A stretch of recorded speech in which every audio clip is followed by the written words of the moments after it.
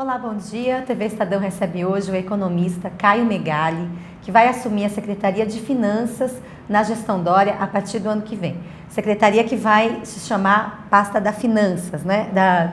Pasta da Fazenda. Vai mudar de Secretaria de Finanças para a Secretaria da Fazenda. Caio, bom dia. Obrigada pela sua presença. Bom dia a todos. O Caio é economista formado pela USP e atuava no Itaú Unibanco, também com passagem pelo Banco do Brasil, é isso? Itaú. Só Banco Itaú? Só Itaú. Caio, eu vou começar com uma pergunta que até na Rádio Estadão foi feita para você agora há pouco. Por que trocar a iniciativa privada, uma carreira bem sucedida, pelo poder público? É o desafio que te move nessa área? Como é que você tomou essa decisão?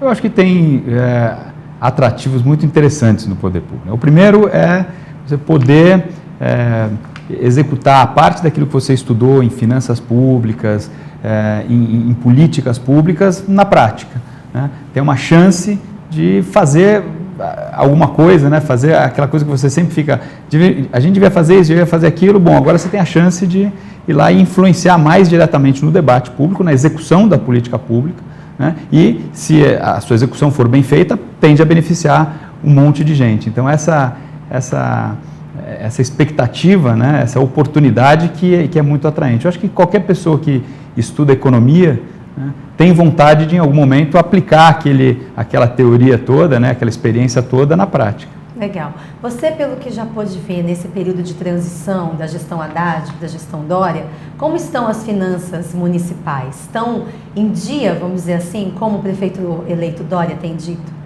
Olha, as finanças estão em bom estado, né? A gente não tem um déficit muito claro, né?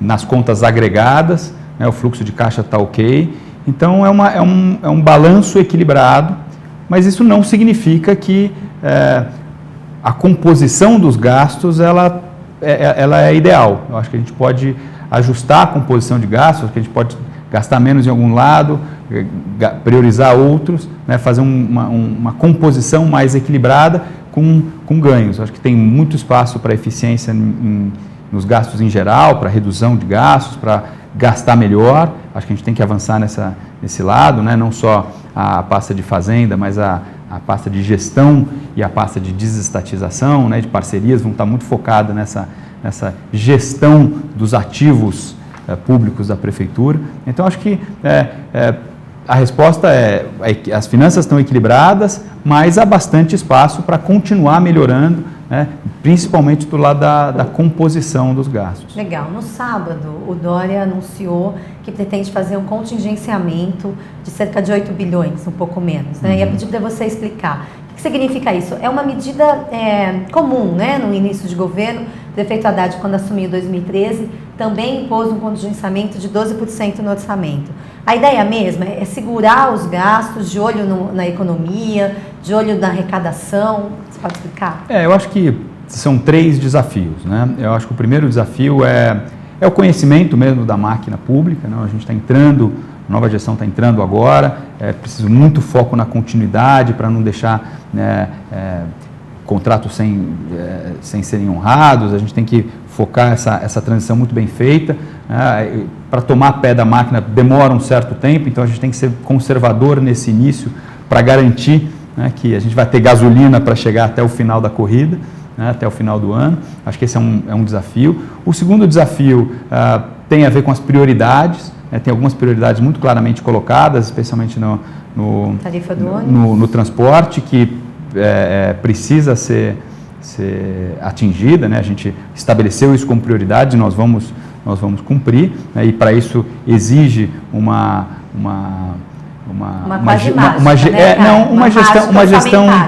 gestão controlada do orçamento no início, né? Para de novo garantir que a gente chegue até o final da corrida com gás. E tem um terceiro ponto, que talvez seja o ponto mais relevante, que é a incerteza com relação à economia. A gente está vindo de praticamente 3 anos de recessão. 2014 foi um ano de PIB muito perto de zero, 15 e 16 foram quedas importantes. Quando o PIB cai, a arrecadação pública cai muitas vezes mais do que proporcionalmente. Né? Tudo indica que a economia está começando a se estabilizar e vai se recuperar o ano que vem, mas tudo indica, não basta. A gente precisa ter mais conforto de que essa receita realmente vai acontecer para, de fato, irmos gastando ao longo do tempo. Um contingenciamento não significa que nós nunca mais vamos gastar esse dinheiro. Não é corte. Não, é uma cautela, né? É uma segurada para, conforme a gestão, né, a execução de gastos for acontecendo de um lado e conforme a receita for se confirmando ou não se confirmando ao longo do tempo, a gente vai calibrando esse tamanho da cautela de curto prazo. E a ideia é congelar 8 bilhões mesmo? A ideia é segurar uma parte do orçamento. Em torno disso, né, a gente ainda está fazendo... Quantos por cento? 14%? A indicação é 25% do orçamento, excetuando saúde e educação, né, que são prioridades, na linha de atender as prioridades. Saúde e educação claramente são prioridades. É o dobro do que o Haddad, acabei de dizer, anunciou quando assumiu, era 12,5% na época. Depende da conta, porque você pode incluir ou não incluir os gastos de capital, que são os gastos com investimento. Muitas vezes você faz contingenciamento só dos gastos correntes e os gastos de investimento congela todo no início para liberar depois. Depende da composição do contingenciamento, mas ela não é muito diferente do que os contingenciamentos clássicos que são feitos em outras gestões. E nesse caso de 25% inclui investimentos? Inclui investimentos, não na sua integralidade, claro, porque também tem incertezas na receita de investimento. Este contingenciamento ele vai ser monitorado do meu lado ali quase que online, né? E na gestão, no relacionamento com as secretarias, a cada 2, 3, 4 meses, a gente vai sentar, olhar a execução, olhar a receita, né? E vai calibrando para que, de novo, voltando àquela imagem da corrida, que a gente chegue no final da corrida com gasolina para terminar bem a corrida, mas também não faz sentido terminar a corrida com muita gasolina, cheio, né? Com um tanque cheio, pesando o carro. A gente tem que executar os projetos. Então, a grande arte, especialmente nesse primeiro ano de incertezas na economia e de início de mandato, a grande arte vai ser calibrar esse consumo de gasolina equilibrado até o final da corrida. E você disse a cada 3 meses tem algum tipo de avaliação, né, desses gastos e também da arrecadação. Hoje existe uma junta orçamentária na prefeitura que faz essa análise. A ideia é meio que continuar com isso, passar pela Secretaria da Fazenda, grandes contratos, por exemplo, você vai dar o aval, por exemplo, em cima disso? Não, a junta orçamentária é fundamental. Ela funciona bem na prefeitura hoje. Outras esferas de governo também têm as suas juntas orçamentárias. O orçamento fica na Fazenda e a gestão do caixa fica na Fazenda, né? Então é importante que essa junta orçamentária seja além dos membros da Fazenda, né? Secretaria de Gestão, Secretaria de Justiça, Secretaria de Governo, para acompanhar a execução de orçamento e estabelecer prioridades, né? As prioridades, elas não são dadas pela Fazenda. Sim. As prioridades são as prioridades da gestão, né? E cabe à Fazenda garantir um orçamento e uma gestão de caixa que essas prioridades sejam atendidas. Mas você já tocou no ponto, eu acho que da grande prioridade até agora, que é a manutenção do ônibus, da tarifa do ônibus a R$ 3,80 no ano de 2017. Hoje, a Prefeitura estima fechar o ano de 2016 com um subsídio em torno de 2,5, 2,6. O orçamento desse ano previa 1,7, quer dizer, uma diferença de quase 1 bi. E o orçamento que está na Câmara em discussão para o ano que vem prevê os mesmos 1,7 bi. 1,8. 1,8, né? Ok. Para uma diferença já muito grande que tende a aumentar, obrigatoriamente vai aumentar, já que a tarifa não vai aumentar. Por que não se faz um remanejamento, já não muda essa rubrica agora na discussão da Câmara? Como é que vai ser tratado isso ano que vem? Olha, ela não é tão simples, porque o orçamento ele tem que fechar. Então, se você vai ajustar a rubrica de um lado, você tem que financiar com os gastos, né, e com receitas do outro lado. O nosso objetivo para a gestão dessa diferença tem dois lados. Um é tomar medidas na própria área de transporte que possa diminuir, não fechar essa diferença, mas diminuir um pouco essa diferença. Como a gratuidade, revisão da gratuidade, por exemplo. São várias medidas que a gente está estudando. Assim, acho que a ideia, né, a direção é não mudar a tarifa de 3,80, né, porque mudar a tarifa seria a coisa mais fácil, né? Aumenta a tarifa, repassa o problema para os usuários e aí eu navego tranquilo até o final do ano. Mas eu não fui para lá para navegar tranquilo, né? Eu fui para lá para justamente né, Caio? Eu e toda a equipe trabalhar nos gastos, trabalhar nas receitas para que a gente possa atender as prioridades. Eu acho que a tarifa 3,80 é uma prioridade muito interessante. A gente tem que fazer um esforço, tem que trabalhar para que isso seja atendido. Ao longo do tempo, certamente a gente vai ter ganho de eficiência no lado do transporte e na gestão do orçamento como um todo, que vai fazer essa travessia ser mais tranquila. Mas no curto prazo a gente tem que ter um controle de caixa bem cuidadoso para que haja um remanejamento e essa diferença seja atendida. E aí passa pelo que o prefeito eleito disse no sábado também, que é um corte no custeio, né? Redução de custeio da máquina. E também corte de cargos comissionados. Tem uma conta de quanto isso poderia render em economia para a cidade? Olha, ele mencionou a mudança de táxi, né, dos carros para o táxi e para o Uber. A economia pode chegar a 120 milhões de reais. É bastante, né? É bastante. Eu acho que essa é só uma linha, só um lado do que a gente pode avançar, é só uma das ideias que a gente pode ter para ganhar eficiência ao longo do tempo. Quando é que a gente vai ter todo esse mapa claro? Conforme o tempo vai passando. Quer dizer, a gente está entrando na prefeitura agora, nosso mandato ainda não começou, houve já esforços de ajuste de contratos, ajuste de gastos em gestões passadas, né? A gente tem que aprofundar isso, é um trabalho quase que contínuo, né? de ajuste, de ganhos de eficiência. Eu acho que a gente temos que ser criativos, temos que pensar fora da caixa, como a turma costuma falar, para de fato fazer um orçamento mais, uma execução de gastos mais eficiente para sobrar de novo orçamento para financiar as prioridades. Falando um pouquinho sobre elevar a capacidade de investimento da prefeitura, que deve ser um dos seus grandes desafios aí, existe a possibilidade de se trocar ativos, né? Nós aqui no Estadão já até publicamos matéria sobre isso.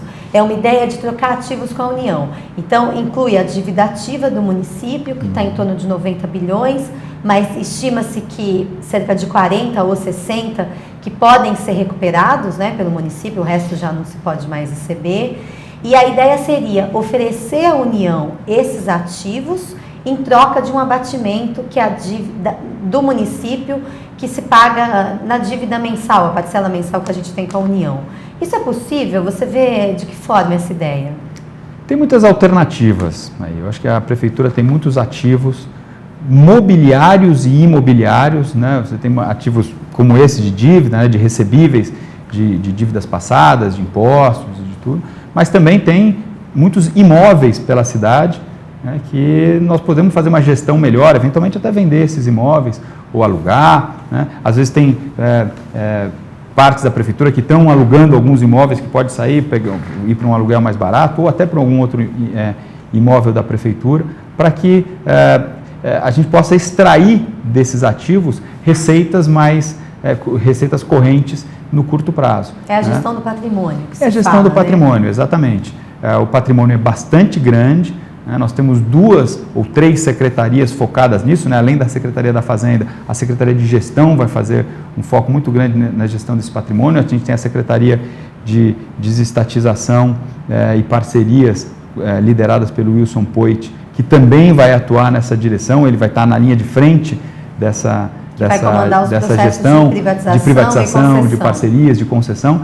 Eu acho que tem muita coisa que a gente pode fazer, né? E a gestão da dívida ativa é uma delas. E com a dívida ativa também tem muitas opções. Você pode fazer uma securitização, você pode fazer uma troca de dívida, tem a questão dos precatórios, que foi aprovado agora recentemente uma emenda aliás, constitucional. Tem uma pergunta aqui da nossa colega Bia Reis, a gente está ao vivo pelo Facebook Live, perguntando exatamente sobre a questão dos precatórios. Essa decisão de se pagar os precatórios em 5 anos, ela pode complicar mais ainda a situação financeira da prefeitura.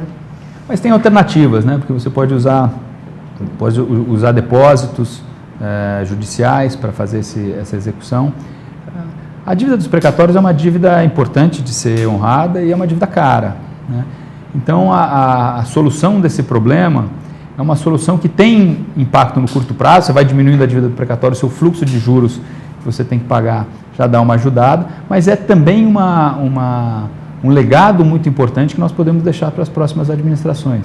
Quer dizer, equalizar o patrimônio, reduzir o serviço da dívida, quer dizer, reduzir os juros que nós pagamos no estoque de dívida, melhora o fluxo de caixa do curto prazo e melhora a perspectiva fiscal da prefeitura ao longo prazo. É importante focar nesse lado também. Você concorda que o maior legado da gestão Haddad é a renegociação da dívida com a União? É o grande feito que vai ficar para a gestão futura do Dória, por exemplo? Eu acho que um dos eventos mais importantes que aconteceu nesses últimos 4 anos do lado das finanças foi, de fato, essa redução do estoque de dívidas. Isso dá um fôlego, inclusive, para a gente poder contrair empréstimos. Isso, porque agora nós estamos um pouco mais distante, né, do limite estabelecido. Isso, quer dizer, estados e municípios, diferentes da União, não emite bonds, né, títulos no mercado de endividamento, né, mas tem os organismos multilaterais, tem formas de financiamento, né, e, de fato, com muita cautela. Né, não é uma primeira opção fazer um novo empréstimo. Eu acho que crédito, como dizia, né, dependendo da dose, pode ser remédio, pode ser veneno. Né? Em doses homeopáticas, bem usado, o crédito é uma maravilha, porque aumenta a sua restrição orçamentária, você pode fazer uma execução de investimentos né, que você não faria com a atual caixa, não pode abusar. A gente tem exemplos recentes da administração pública na região, não só no Brasil, na região, de abuso de crédito, abuso de endividamento, que levam a trajetórias explosivas de dívida e aí gera uma ressaca complicada lá na frente. Então, quer dizer que não se vai usar esse limite, né, esse teto? Tem que ser usado de forma a atender 2 condições. Primeiro, gerar mais espaço para fazer investimento, para fazer gasto, mas também de forma a ter uma perspectiva de endividamento sustentável ao longo do tempo. Legal. Falando um pouquinho de arrecadação, o orçamento, a receita, o bruto da receita municipal, ela é composta pelo pagamento de impostos, né? IPTU, ISS, tem uma parte também do repasse de ICMS que vem do Estado. Isso. Existe algum plano de vocês para tentar aumentar essa arrecadação, não aumentando imposto, pelo menos não é a ideia que o Dória tem passado, mas aumentando talvez o rigor na fiscalização da arrecadação desses impostos? Existe uma maneira de ganhar com isso também? Eu acho que sim. Isso também não é uma novidade, é algo que muitas administrações, em várias esferas, tentam fazer, muitas delas conseguem com sucesso. Quer dizer, se você fizer uma fiscalização mais efetiva, né, auditoria dos processos mais efetivos, você pode, sem mudar as alíquotas de imposto, sem mudar a carga tributária, você pode fazer uma execução tributária, uma execução arrecadatória mais eficiente, né, e gerar ganho. Né?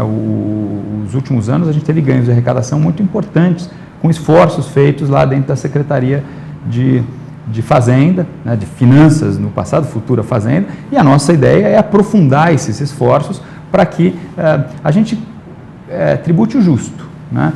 Eu acho que isso é importante. O justo, o que está na lei, e a gente vai atrás do que seja justo. Eu acho que esse tem que ser o foco. Ademais, a melhor maneira de aumentar a arrecadação é fazendo a economia voltar a crescer. Né? Então, enquanto a economia estiver crescendo pouco ou estiver recuando, muito dificilmente a gente vai ter grandes ganhos de arrecadação. Mas se a situação se estabilizar, o horizonte de previsibilidade melhorar, voltarmos a investir, eu estou falando do Brasil como um todo, não só a cidade, voltarmos a investir, a economia voltar a crescer, aí vai ser bom para todo mundo. Né? Aí vai gerar emprego, aí vai gerar renda e aí vai gerar arrecadação de impostos maior também. Porque hoje, dentro do orçamento municipal, há muitos repasses incertos, né? Por exemplo, você falou da economia, o governo federal mesmo tem convênios assinados com a prefeitura do PAC, altíssimos, de 8 bilhões e que não chegou nem metade, nem 20% disso. Isso faz parte das incertezas do orçamento. Quer dizer, a economia melhorando, São Paulo é beneficiado dessa maneira. Isso. Não só com a arrecadação de impostos, mas com repasses federais, por exemplo. Exatamente. Eu acho que esses repasses federais, eles também estão ligados à capacidade de gestão fiscal do governo federal. Né? E a gente tem acompanhado a dificuldade da gestão fiscal dos últimos anos. Então, a retomada da economia e a estabilidade vai melhorar a gestão fiscal do governo federal, vai melhorar também esse fluxo de repasses. Né? Eu acho que os esforços todos nas 3 esferas têm que ser na direção de melhorar o ambiente de negócios, melhorar a previsibilidade, botar a economia de volta nos trilhos. A PEC do teto é importante também para São Paulo? Qual é a sua opinião sobre essa aprovação? Eu acho que a PEC do teto, ela vai muito nessa direção de melhorar o horizonte de previsibilidade, lá na esfera federal. Eu vejo a PEC como uma dieta, né? Você comeu muito durante os últimos anos e meses, os seus quilos vão subir na balança e em algum momento você vai ter que dar uma racionalizada, né? Não significa que todo mundo à sua volta também vai ter que, né? Não é porque você comeu demais que os seus amigos, os seus familiares vão ter que comer menos também. Quem tem que comer menos é você, tá certo? Vai ter que fazer isso tem efeito, por algum tempo. Não, o meu ponto é o seguinte, vai ter que fazer isso por algum tempo. Não necessariamente todas as esferas federais, as esferas estaduais e municipais têm que adotar também PECs do gasto, né? Só aquelas que têm uma situação mais crítica de dinâmica de dívida. Na medida em que você reequilibra essa dinâmica fiscal, ainda que a custa de gastos menores no curto prazo, este reequilíbrio da perspectiva fiscal do governo é o que vai trazer previsibilidade no horizonte, né? Imagina uma empresa olhando para o governo federal com um endividamento crescente. Ela vai olhar e vai falar o seguinte: esse cara vai reequilibrar o orçamento ou com inflação ou com aumento de impostos. Os dois são prejudiciais para mim, então não vou investir. Não sei o que vai acontecer no futuro. Se ele olha para a gestão pública e vê o endividamento estável, as contas em ordem, eu tenho mais conforto para fazer investimentos, né? As taxas de juros, elas são elevadas porque existem incertezas fiscais. Na medida que essas incertezas fiscais diminuem, os prêmios de risco nos mercados financeiros caem, as taxas de juros tendem a cair também, né? E essa queda de taxa de juros, essa melhor perspectiva para o investimento, vai trazer o crescimento econômico, que é a melhor maneira de aumentar a arrecadação pública. Então, nessa mesma linha, a reforma da Previdência é um outro ponto a se considerar como isso, eu acho que todos esses esforços de reequilíbrio das contas públicas no âmbito federal vão ser importantes para retomar o crescimento econômico e aí retomar a arrecadação para todas as esferas. Aqui pelo Facebook, a Fernanda Almeida está tocando num outro ponto que você vai ter que enfrentar nos próximos anos, que é o pleito aí de vários setores, né, do funcionalismo público por nomeações. O prefeito Haddad lançou vários concursos, mas não nomeou todos os aprovados. Isso está na sua linha aí, está no seu horizonte de achar uma maneira de adequar o orçamento para poder chamar esses concursados? Eu acho que a gente tem que avaliar questão por questão, né? Esses concursados estão em diversas secretarias, né? E aí cada secretaria vai ter que avaliar a real necessidade, né? Depois de fazer um esforço ali de quais são os ativos que tem, quais são as equipes, realmente eu preciso, né? Eu acho que vai ser uma análise que cada secretaria vai ter que fazer. O meu foco lá na Fazenda é manter o tanque de gasolina suficiente até chegar no final da corrida, o tanque de orçamento suficiente até chegar no final da corrida. Se for necessário mais gastos de um lado, vai ter que ser adequado gastos do outro lado para que no final da história tudo caiba dentro da restrição orçamentária, né, que é o termo técnico dos economistas, para a quantidade de dinheiro que você tem para gastar naquele ano. Não gastar mais do que arrecada, né? Você tem que... Nem pode. Respeitar essa restrição, né? Mas dentro dessa restrição, a gente estabelece prioridades. Agora, é um alívio para vocês saber que o prefeito Haddad vai deixar um caixa suficiente para pagar os restos a pagar? Não sei se é o suficiente, mas pelo menos o anunciado é um caixa de 6 bilhões. Desses 6 bilhões, cerca de 4 bi seriam restos a pagar, né? Compromissos firmados por esse governo, que ainda tem repasses para o ano que vem. Isso dá um alívio, chegar na prefeitura e saber que tem um mês de caixa ali para pagar? A gestão de caixa da prefeitura é muito boa, né? As equipes que estão hoje lá na equipe na Secretaria de Fazenda têm feito, de Finanças, né, que vai virar Fazenda, tem feito um ótimo trabalho em manter essas contas em ordem e garantir os restos a pagar. De novo, isso não significa que a alocação global de recursos dentro do orçamento seja a ideal. Acho que a gente tem muito a trabalhar aí, mas o fluxo de caixa está bem equilibrado. Esses recursos que você mencionou são recursos, uma parte deles são recursos vinculados, né? Então que você tem que usar exatamente para aqueles fins.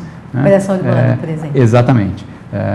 E a maior parte é uma programação de vencimentos que existem agora no final do ano e no começo do ano que vem.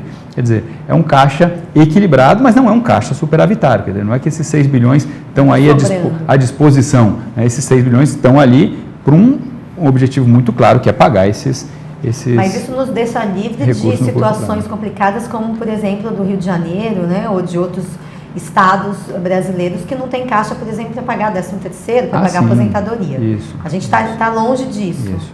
Eu acho que o nosso desafio na gestão fiscal, ele é um desafio muito mais interessante, que é o desafio não ali de garantir o pagamento diário dos compromissos, mas sim avaliar se esses compromissos são de fato compromissos que a gente deve continuar assumindo, se não tem jeito de fazer melhor com menos, que eu acho que é o objetivo da gestão. Né? Que é um objetivo muito mais interessante, né, do que ficar tendo que correr caçando níquel ali para pagar e não ter tempo de repensar a estrutura de gastos, que eu acho que é a coisa mais importante que a gente tem pela frente. Quando a gente fala em contingenciamento e todas essas mudanças na alocação dos recursos e tudo mais, pode ficar a impressão que a atual gestão não tem feito isso, talvez não colocado dinheiro onde precisa. E tudo bem, vai mudar a gestão, mudam as prioridades e as mudanças orçamentárias devem ser feitas mesmo.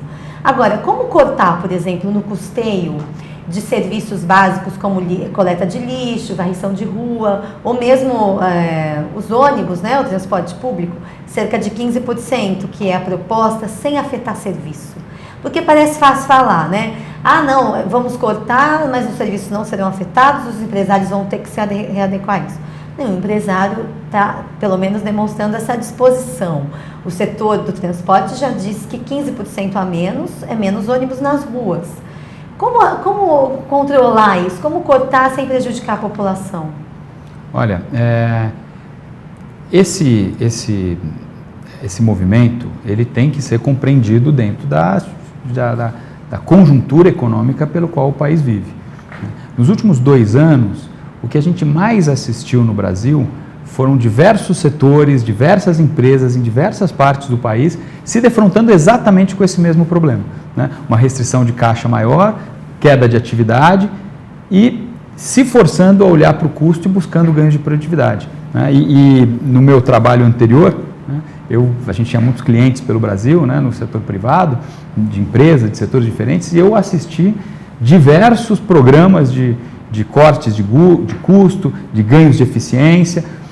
O setor público fez isso muitas vezes, a gestão Haddad fez 2 revisões de contrato que foram efetivas. Né? Então, sempre há espaço para ganhos de eficiência.